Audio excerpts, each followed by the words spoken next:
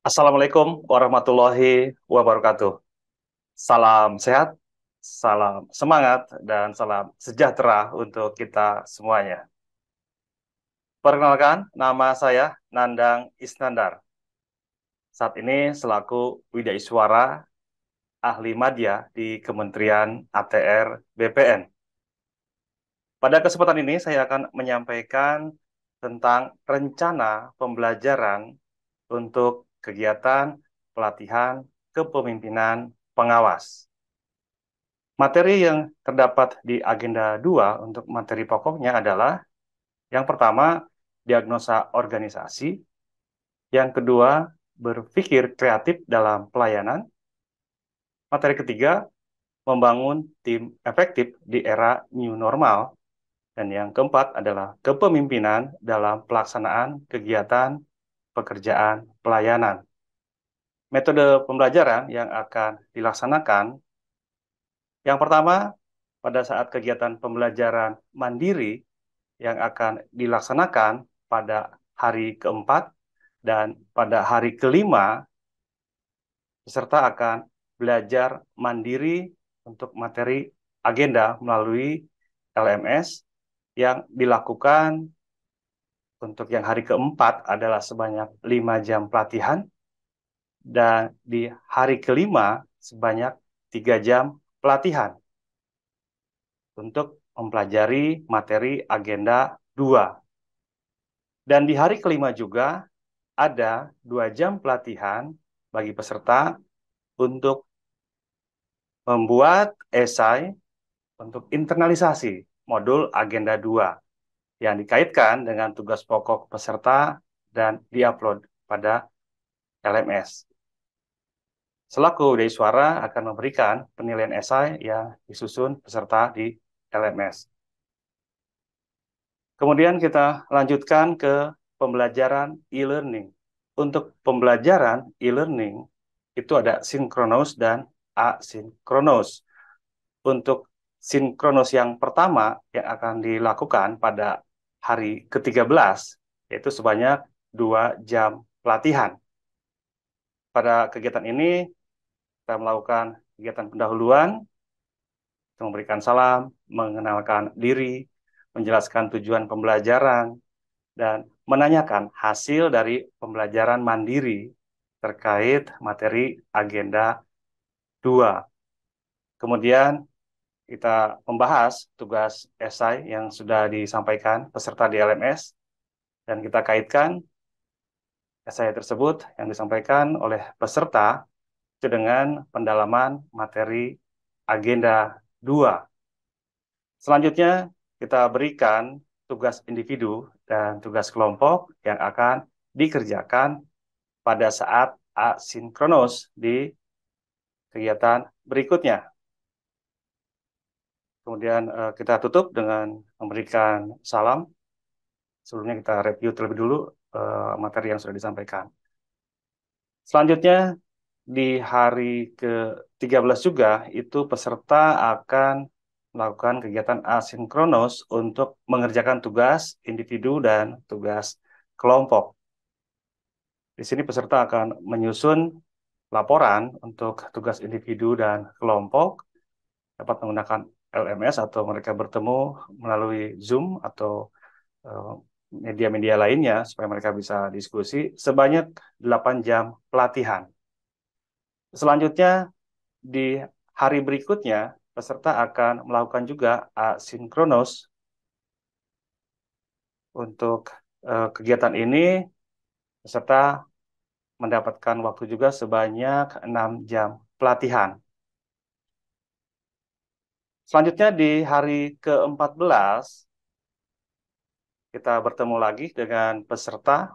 Kita akan melakukan kegiatan sinkronus sebanyak 4 jam pelatihan.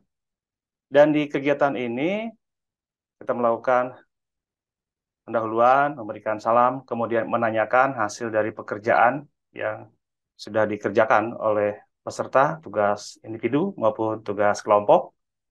Dan kemudian peserta diberikan kesempatan untuk menyampaikan hasil penyelesaian tugasnya, untuk melakukan presentasi dari tugas yang sudah diberikan. Dan kita sebagai Widya suara atau fasilitator, setelah memberikan kesempatan, maka kita bisa memberikan feedback terhadap penyelesaian tugas yang sudah dikerjakan oleh peserta. Dan selanjutnya kita review hasil dari pembelajaran, dan kita tutup pembelajaran dan memberikan salam kepada peserta. Selanjutnya ke materi yang merupakan materi klasikal, yaitu pembelajaran di kelas. Untuk pembelajaran di kelas sebanyak 29 jam pelatihan. Yang pertama adalah ceramah. Kegiatan ceramah ini dilakukan sebanyak 3 jam pelatihan oleh narasumber yang akan memberikan ceramah. Selanjutnya, pada hari ke-29, secara klasikal atau tatap muka, selaku Deiswara setelah ikut mendengarkan ceramah yang disampaikan oleh narasumber sebanyak 3 jam pelatihan, maka kita juga akan membahas materi itu pada awal pembelajaran. Jadi di hari ke-29 ini, yaitu di hari klasikal yang ketiga, sebanyak 9 jam pelatihan, kita akan melakukan pembukaan, itu memberikan salam, dan mengelaborasi materi yang disampaikan oleh penceramah yang sudah menyampaikan ceramah selama 3 jam pelatihan sebelumnya. Setelah itu, kita kaitkan materi ceramah tersebut dengan materi agenda 2. Selanjutnya, kita jelaskan teknik-teknik diagnosa organisasi dengan contoh kasus, kemudian juga teknik berpikir kreatif, selanjutnya tentang kanvas inovasi dan cara mengisinya. Kemudian peserta dibagi menjadi 4 kelompok. Ya, pesertanya ada 40, berarti satu kelompok adalah 10 orang. Kemudian masing-masing kelompok diberikan tugas. Kemudian diberikan kesempatan kepada masing-masing kelompok untuk menyampaikan hasil dari penyelesaian tugas kelompoknya. Dan diskusi ini juga terkait dengan bagaimana mereka bisa mendiagnosa organisasi dan juga bisa memberikan ide-ide atau saran kreatifnya untuk penyelesaian permasalahan yang ada. Setelah diskusi selesai, maka kita berikan juga feedback hasil tugas yang disampaikan atau presentasi dari peserta. Dan sebagai penutup, kita melaksanakan review atau evaluasi pembelajaran dan juga menutup pembelajaran tentang memberikan salam.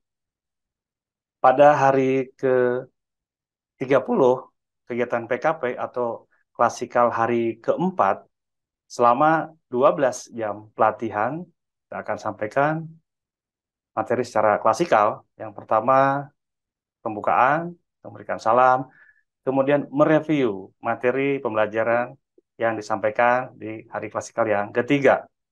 Kemudian kita tanyakan kepada peserta tentang keterkaitan antar materi pada agenda 2 dan pelaksanaannya di unit kerja masing-masing, dan kita berikan feedback hasil dari curah pendapat peserta. Peserta akan diminta untuk curah pendapat terkait dengan permasalahan-permasalahan dan yang ada di kantornya, dan ide atau saran-saran kreatif yang mereka bisa usulkan atau sarankan sesuai dengan permasalahan masing-masing. Beberapa yang menyampaikan, kemudian kita coba review dan kita diskusi curah pendapat. Nah, dari kegiatan ini, maka kita bisa mengembangkan materi selanjutnya, mendiagnosa organisasi dan berpikir kreatif dalam pelayanan bagi organisasi, kemudian menjelaskan tentang membangun tim efektif di era new normal. Ini materi yang merupakan materi yang ketiga, kita masukkan di sini untuk penjelasannya. Dan setelah itu peserta dibagi menjadi 4 kelompok dan diberikan tugas sehingga peserta bisa menyusun strategi membangun tim efektif berdasarkan hasil diagnosa dan berpikir kreatif yang berdasarkan permasalahan di organisasi sesuai dengan kelompoknya masing-masing. Selanjutnya, peserta diberikan tugas juga untuk merancang tim efektif yang diperlukan dan teknik komunikasi dalam upaya peningkatan pelayanan organisasi. Selaku Deiswara akan memantau jalannya diskusi peserta dalam kelompok dan memberikan kesempatan kepada peserta untuk menyampaikan presentasi hasil dari diskusinya. Selanjutnya, sebagai penutup, kita melaksanakan review atau evaluasi pembelajaran dan menutup pembelajaran serta memberi salam. Selanjutnya pada hari ke-31, kegiatan PKP atau hari keempat, kegiatan klasikal, ada kegiatan yang kita laksanakan sebanyak 5 jam pelatihan. Di 5 jam pelatihan ini, kita akan lakukan pembukaan, memberikan salam, kemudian mereview materi pembelajaran hari sebelumnya, yaitu di hari klasikal yang keempat. Dan pada saat proses penyajian, kita tanyakan secara random kepada peserta tentang perkembangan rancangan aksi perubahan yang sudah disusun. Selanjutnya, kita menjelaskan tentang manfaat pembentukan tim efektif yang telah disusun, kemudian pendekatan kepemimpinan dalam pelaksanaan pekerjaan, serta menjelaskan tentang konsep dasar kepemimpinan dalam pelaksanaan pekerjaan. Kemudian, materi yang disampaikan adalah tentang praktik baik kepemimpinan dalam pelaksanaan tugas dan menjelaskan tentang kegiatan kerjasama strategis dalam memberikan pelayanan publik yang prima. Mencurah pendapat antara peserta untuk dapat memberikan feedback terhadap penyampaian diagnosa organisasi, solusi kreatif yang diajukan, tim efektif yang disusun, dan pendekatan kepemimpinan yang direncanakan untuk pencapaian peningkatan pelayanan organisasi. Dan selanjutnya memberikan kesimpulan penyampaian materi agenda 2. Sebagai penutup, kita laksanakan review atau evaluasi pembelajaran dan menutup pembelajaran dengan salam. Ini adalah rencana pembelajaran yang akan disampaikan untuk kegiatan pelatihan kepemimpinan pengawas materi agenda 2. Terima kasih atas perhatiannya. Semoga materi ini bermanfaat. Assalamualaikum warahmatullahi wabarakatuh.